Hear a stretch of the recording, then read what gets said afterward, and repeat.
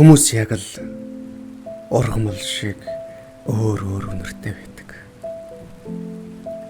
Эрэгтэй хүний үнэр, эмэгтэй хүний үнэр, ялах хүүхдийн үнэр, өвчтөе хүний үнэр, хотын хүний үнэр, хөдөөний хүний үнэр, эх хүний үнэр, сайн хүний үнэр, муу хүний үнэр ялгаатай. Хүмүүсийн үнэрийн тухай ойлголт минь хүүхэд байхад гинэтхэн бийжсэн юм. Тэгэхэд би ээжийнхээ өрөөс аавын өвөрлөө нүүдэлсэн билээ. Дүүтэй болсон минь тэр. Ээжийн үнэрийг бичгээр илэрхийлвэл чухмал уурхан гэдэг үг гарцаагүй тодорно. Уурхан үнэр. Миний ээжийн уурхан зөөлн үнэр. Сайхан эмэгтэй үнэрнч сайхан. Харин миний аавын үнэр. Аавынхаа үнэрийг би үнэндээ үгээр дүрсэлж бичиж чадахгүй нэ. Өг дутаад. Ерөөс тийм хэтэрсэн сайхан юмны тухай дүрслэн бичиж болохгүй ч юм шиг. Өгөнд ч бас хязгаар бий шүү дээ. Аавын үнэр. Миний аавын үнэр. Одоо ч зангиртлаа санаж хин хүнээс сэмхэн хайж авдаг үнэр. Одоо хүртэл зүудэнд минь тод мэдрэгддэг тийм халуун үнэр.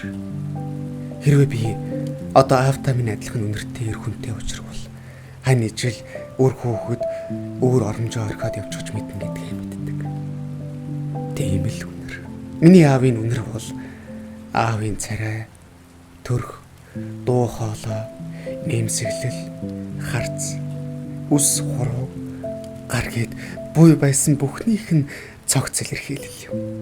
Миний аав их гоё хөнгөнсөн намуун дуутай, гүн ухаалаг, тогтун харцтай. Адар сүрэнгийн дуунуудыг байнга аялж явдаг хүн байлаа. Тэгэхээр та бодтоо. Аавын минь үнэр намуухан, ухаалаг. Бас адар сүрэнгийн дуунууд шиг энгийн.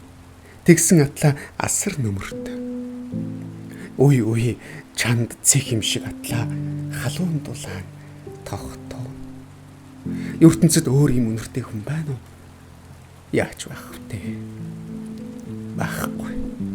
Миний аавын шиг сайхан үнэртэй хүн хаач байхгүй.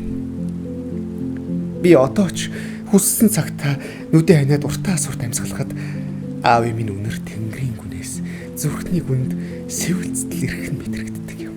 Олон цагаар ном унших, өвдөх, эсвэл ширээний ардаас боцлгүй удаан суугаад ядарсан үедээ нүдэ ханаад л эцгийнхээ үнэрийг дуутахад өрөөний минь агаар бүхэлдээ ааваар дүүрж амьд халуун хайр дүүрэн үгээр илэрхийлэхийн аргагүй хүчрхэг үнэр нь ардсны ариун нутаа мэтэр намаа корон авч сүлдсэн биеийг минь тэнхрүүлдэг юм. Тийм ээ.